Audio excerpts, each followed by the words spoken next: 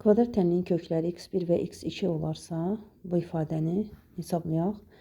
Tənliyin köklərinin cəmi v teoreminə əsasən -6-ya, hasili isə 3-ə bərabərdir.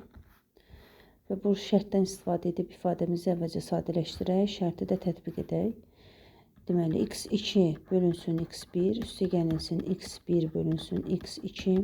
Birinci kəsin sürət və məxrəcini x2-yə, ikincini isə x1-ə vuraq. Ortaq məxrəcə gətirək. Deməli, məxrəcdə alınacaq x1 vurulsun x2, sürətdə isə x2-nin kvadratı, üstə gəl x1-in kvadratı. Bərabərdir. Verilən ifadəmizdə, deməli, şərtimiz ki, alınmışdı bizim şərtimizdə. Burada kvadrata yüksəlsək hər tərəfi.